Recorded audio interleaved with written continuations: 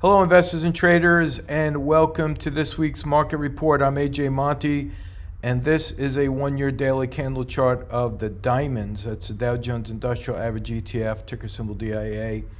And if you're new to the weekly market report, understand that I leave my charts with the lines intact from last week's report so you can see how well the forecast worked out. And right here was last Friday, and I said the markets would most likely drop, which they did.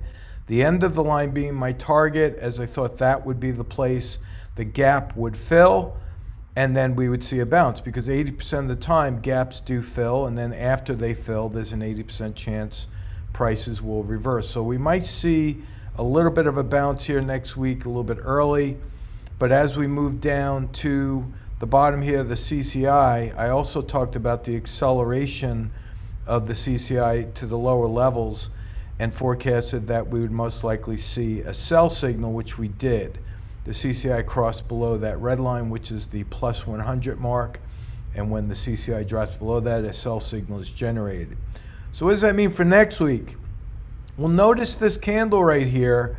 We have a nice green candle on higher volume. Now, what does that mean? It means that there's a pivot point forming here, and the volume increase is telling us that the buyers are becoming more motivated. So I think next week we could actually go up to test this high, which I'll mark as a resistance line, and I'm going to draw that out just like that, with the end of the line being my target. If you need a number for that, it's 281.65. That would be my target for the diamonds. I'm going to leave this in place just so you can see what happened the week before.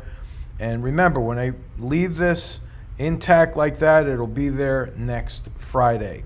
Now let's take a look at the Russell 2000, ticker symbol RUT. And I got an interesting question come into our mailbox from Efron Rosario, and it was a good question. He said, why do you use RUT and not IWM? My answer was pretty simple. I'm a creature of habit, and I've been tracking the Russell 2000 with ticker symbol RUT for decades now, and I just never changed. So I asked if it would be okay if I go and analyze IWM. He agreed, so that's what I'm going to do. As of today, I'm going to shift to the IWM, which is the ETF for the Russell 2000. But before I do that, I'm going to analyze what we said last week. I said the Russell 2000 would most likely drop. It did that. Now remember, this was Friday, and the oscillators were starting to roll over with sell signals. All right, so Monday was here. Tuesday, we had a bearish engulfing pattern.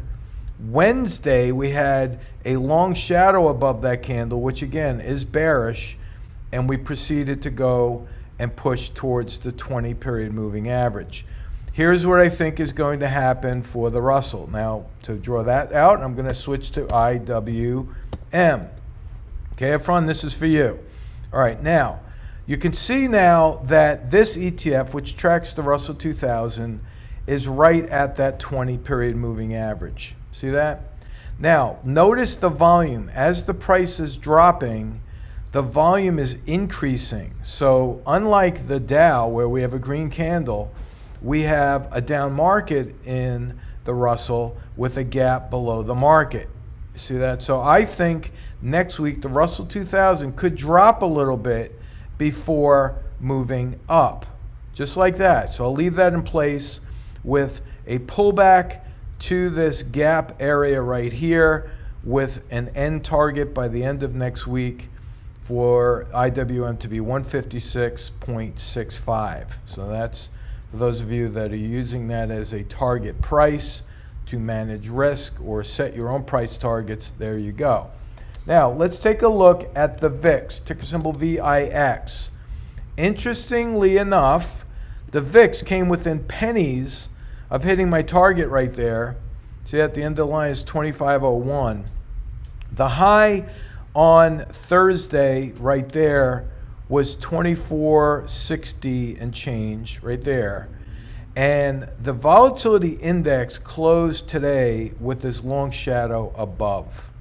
Now, generally when you see long shadows above the candle like we see back here, that's generally bearish. But because the VIX is already at a key support level down here, I'm going to say that the VIX is most likely going to drop a bit and then start to climb back up in a similar angle to what we saw happen this week.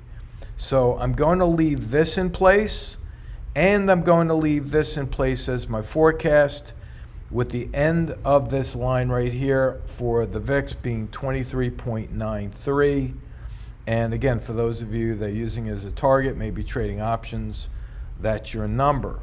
Now, inversely related to the VIX is the SPY. And notice what happened here. We did not go down as far on my forecast line as we did go up on the VIX.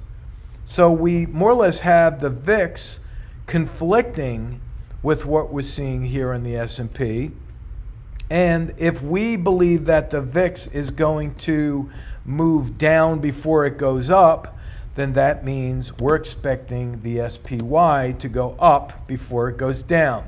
Hope that makes sense for you. Again, they're inversely related.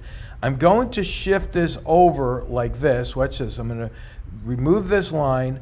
I'm going to move it over like that in a similar angle, but I'm going to do this. I think the S&P could actually go up and break out into a new high here before pulling back, just like that. So this is going to be an interesting week next week.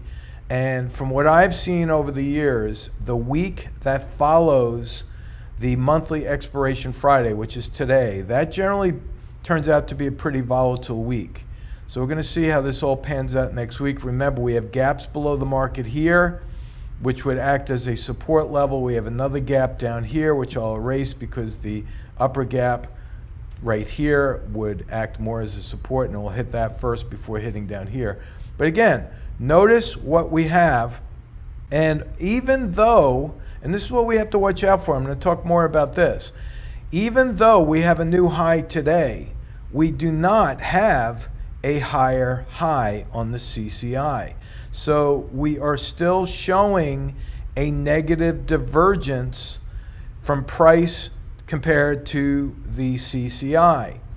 When Don Lambert created the CCI in the 1980s, early 1980, this was what he pointed out as being the most significant signal, is when you see divergences in the CCI from the price. So in other words, and I talked about this last week, when we have higher highs showing up here like we did this week, but we have lower highs showing up on the CCI compared to these highs even back here, then that is taken as a negative divergence. It's a negative sign that we all have to watch out for. It's a caution flag that if you have any long positions, you really should manage that and keep your risk to a minimum and protect all profits as you move up to the higher levels. Which brings us now to the Qs. The tech sector did not go anywhere near what we forecasted last week, and it kept moving higher. Now, I'm going to erase these lines, but keep this low point in mind, that support level down there. I'm going to redraw that. This support level down here is still very much a viable support level. In addition to this being a support level, the 20-period moving average will also act as a support level. Now, I'm going to do something here that I hardly ever do, and that's I'm going to use the Fibonacci retracement calculator. Keep this support level in mind when I bring this out and use it. I'm going to go to drawings. I'm going to my drawing tools. I'm going to pull up the Fibonacci calculator. It is right here. And I'm going to start that at this low right here, and I'm going to drag it up to the high right here. See this?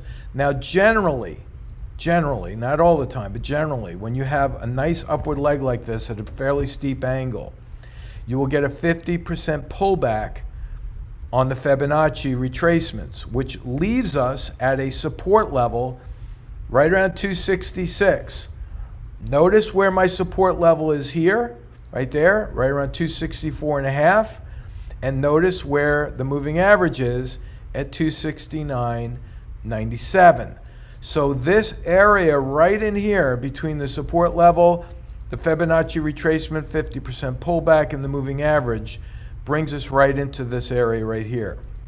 So now that you know where that is, I'm going to erase the Fibonacci's, okay, and then I'm going to draw my forecast line, keeping the Fibonacci retracement level of 266 in mind. So here we go. Here's Friday. What's my prediction for next week?